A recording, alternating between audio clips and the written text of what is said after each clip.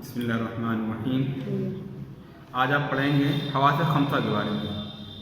حواس خمسہ یعنی معلوم کرنے کی حص، جو 5 طرح کی ہیں، اسی لیے ان کو حواس خمسہ کہتے ہیں۔ 5 حص کون کون سی ہیں آپ یہ جانیں گے آج۔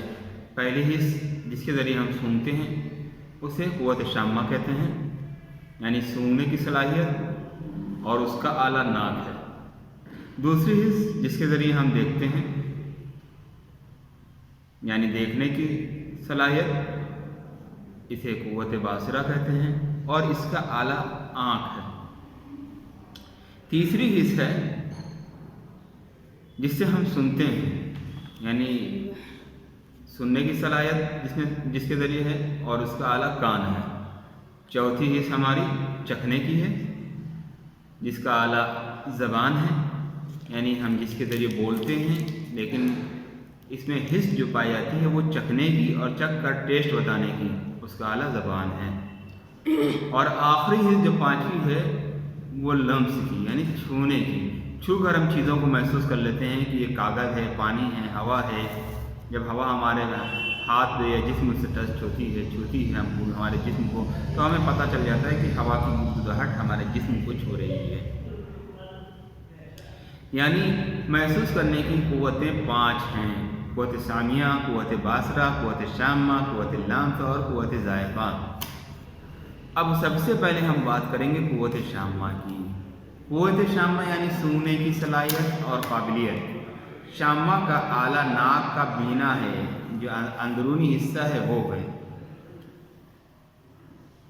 اور جو بینی کا یعنی جو ناک کا بانسا ہوتا ہے، اس کا بالائی حصے میں یہ قوت محدود ہوتی ہے۔ یہ قوت وہاں پر محفوظ ہے۔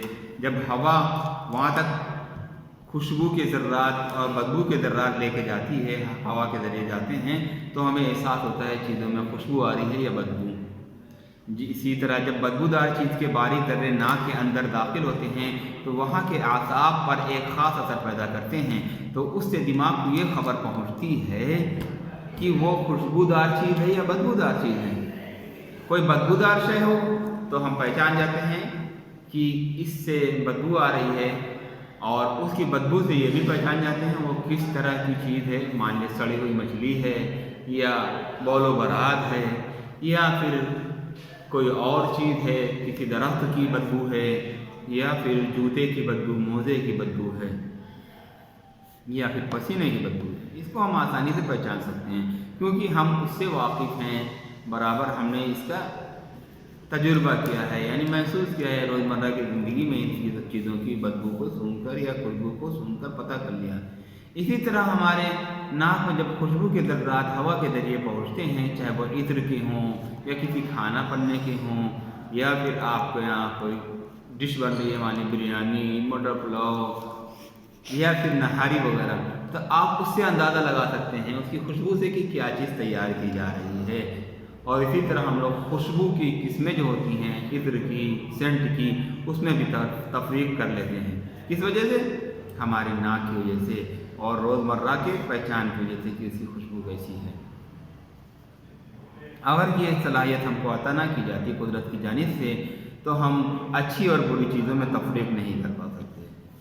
اور قدرت کا ایک اور اعزاز اور ایک تحفہ ہمارے اوپر یہ بھی ہے کہ قدرت نے ہماری ناک کو ہمارے منہ کے سامنے حصے میں، منہ کے بالکل قریب رکھا ہے، تاکہ جب ہم کوئی چیز کھائیں تو اس کی خوشبو یا بدبو سے احساس ہو جائے کہ یہ چیز ہمارے لیے مفید ہے یا کراہت مند ہے۔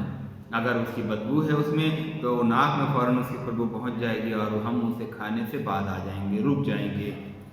اور خوشبودار چیز ہوگی تو ظاہر سی بات ہے اس میں اشتہا اور پیدا ہوگا، اور اسے لذت کے ساتھ اور شوق کے ساتھ کھائیں گے۔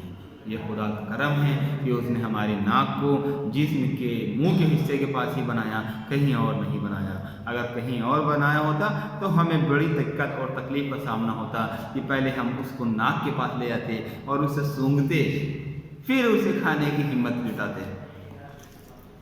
اللہ کا لاکھ لاکھ شکر ہے کہ اس نے ان دونوں چیزوں کو ایک قریب بنایا۔